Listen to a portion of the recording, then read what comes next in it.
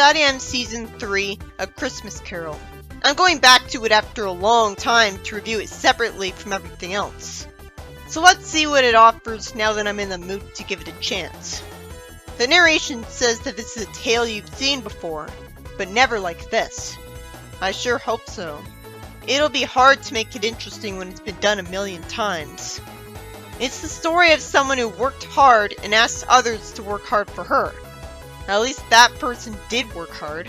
The narration says that's a story about how all her hard work almost undid the thing she cared about the most. Spoilers. It's annoying to see her insult the narrator for being dramatic about that. I don't like fourth wall breaking. And since this is in the SatAM comic, it feels out of place. It says the people of the town are working hard, and then even Rotor talks to the narrator. He says the people at Town Hall are in charge of taking care of the whole town. That's surprising. So Sally isn't a businessman like Scrooge. It's more in character for Sally to be in charge of running a town, like a princess would, instead of caring too much about making money. Even if that'd be brand new for her, and was the one thing I thought would be new and interesting about the story. Rotor says they have limited resources to work with. Sally says that one of their limited resources is time, and tells Rotor Cratchit to use his time productively instead of talk. He apologizes, and then Sally insists on being called Miss Scrooge instead of by her first name, for no reason. Are they not friends in this universe? I guess she's not a princess who'd be called Your Highness, which would fit her character, and instead is just a democratically elected mayor. Sonic shows up acting cheerful, and again annoys me by greeting the narrator. Sally's mad at him for addressing her as Sally, even though as Sonic reveals, he's her boyfriend. That makes no sense. Why would she want her boyfriend to not call her by her first name? She asks him why he's here, and is given a Christmas present. She stammers, implying that she does appreciate it and is just surprised, and says she almost forgot it was tomorrow. Rotor once asked Sally for that day off he's been saving, because he'd like to use it for Christmas. Sally refuses, but fortunately looks sympathetic and has a logical reason. There's too much paperwork this holiday. Better writing than Scrooge. Sonic says she used to know how to appreciate Christmas, refreshingly being mad at her and calling her out, and being portrayed as in the right. Sally says that the work they do in this office is necessary for the town, without going into specifics. Sally says the workday's over and tells Rotor to leave. Sonic says to let Tails know she said hi. Time skips ahead hours. She starts to fall asleep, and sees a roast because the story wanted to make a pun, and that's it. It's surprising that it's trying to joke around when something like The Christmas Carol, and a SatAM comic, Snively shows up as a ghost in chains. Because God forbid the story do something that wasn't already done before. Archie already had him as a ghost in its Christmas Carol, so what is the point of this? It'd be more impactful if it was Robotnik. She doesn't recognize him, and it turns out he's the former mayor. And her not recognizing him is even more confusing, because he already knows her, saying she was always stubborn. Snively tells her that he's here to save her soul from his own fate. He cares? What a weird new universe.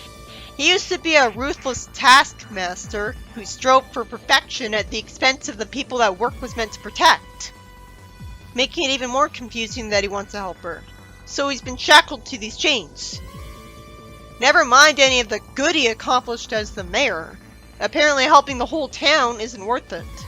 Sally's told that the same fate awaits her. She says she's just hallucinating from exhaustion. That would make more sense, scientifically speaking. The next ghost looks like Sonic, because God forbid it try anything remotely creative. It was Sonic and Archie too, so this is boring. At least it tries to make more sense here because he says he's taken the form of someone familiar to Sally to make her comfortable for the trip to her past. He takes her to the town hall, which looked different 10 years ago. We see Antoine playing the violin for once, and he was the mayor of Knothole before her, who taught her everything she knew. So was it Snively right before Antoine? Sonic tells Sally they're only unseen observers here, And we see Sally happily rush over to Antoine. He puts his hand on her shoulder, and she's glad everyone here is happy. And he says that's the point of leadership. Sally says that sometimes you have to make hard choices people wouldn't like to keep people safe. I don't see those choices illustrated here though, so I'm just confused. Sally's brought back to reality, looks at a photo of her being happy with her friends, and she thinks she lost track along the way, as I wonder why the story is forgetting that she literally doesn't have a choice but to work so much, because the town needs her to run it. And we haven't been shown proof that she's wrong about the idea that she has to work non-stop without break to run it properly. This idea of work being valued too much is conveyed a lot better with Scrooge caring about a business because he only does it for money. This is being unfair to her for not having time to be with her friends. When I doubt being a mayor has flexible work hours. Or maybe she can decide her own work hours. Then there's a pun as the ghost of Christmas present shows up and it looks like a pheasant. But it was just a dumb joke and instead it's Rotor. Too bad. Because if it had stayed as the pheasant, that would have been slightly more interesting. He stupidly jokes around and says they've been distracting her from all the festivities, and he shows her Rotor's house in the present. And Bunny's there. Sally doesn't see the point of being shown this because she thinks she knows everything about them already. Bunny gets thanked for the tea and calls Sally a slave driver and says she used to be a part of their family. Rotor says to not be too hard on her because she's under a lot of pressure and running a town can't be easy. Bunny thinks it doesn't excuse leaving them out in the cold. Sally's offended and she thinks it's nice in there. Sonic shows up carrying Tails, who he found at the schoolyard, just like every night. Tails goes to school, says that they learned all about the seasons and hibernating, which for once takes advantage of the fact that they're animals. And then he coughs because he's ripping off Tiny Tim. It's pretty sad. She's told he's dying and she says she loves him. And she's told that she was so busy focusing on the big problems that she stopped paying attention to him. She's told only she can save him. This would only really make sense, as far as I'm seeing so far, if the problem with her was that she was greedy and she didn't give them money for healthcare. Because maybe she didn't give her town free healthcare for some reason. Then she's sent to a graveyard and Death shows her Tails' grave. What did she expect it to do to save him? She should be given clear instructions. Otherwise that's just not fair to her. Is it because she didn't use her powers as the mayor to construct a hospital or a clinic when you think the town would already have one? You think the town would already have a doctor and medication. If she's focused on doing as good a job running the town as possible for compassion's sake, she would have already ensured it had the best healthcare. How is it her fault he dies? Tails is already surrounded with friends. He shouldn't get sick just because Sally neglected him. Scrooge's story made more sense. It makes more sense Scrooge would be shown his own grave. Maybe Scrooge dying young because of a lonely life makes more sense, and is scientifically accurate. Sally has horribly stilted dialogue, asking if she can change herself. And she wakes up on Christmas morning. She happily tells Rotor that he gets the day off, and a raise, and can call her whatever he likes. This satisfying page is what makes this all worth it, because the rest of it up to this point was just derivative and tedious. She tells Bunny they need to catch up, and calls her her dearest friend. Surprisingly, she says that she needs to get her involved in helping her run things the way only she can. She can contribute. It is smart of her to get some extra help, but I'm not sure how useful she'd be. She kisses Sonic, and hugs Tails, saying she will never forget him again. Would he be confused at her saying she forgot him? You'd think he would. The narrator says that after that, she renewed her efforts to govern with a warm heart and never wavered again. I didn't think she was governing like an evil tyrant. She was literally only mean to one person. This story was about ripping off the Christmas Carol with Sally as Scrooge.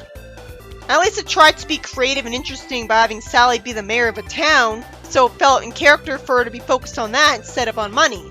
But her being focused on money would have been a lot more new and interesting. For her. It would have made it more clear that she's supposed to be in the wrong. The plot is nothing I haven't seen before. A ghost shows her that Tails got sick, and I don't understand why she was blamed for it.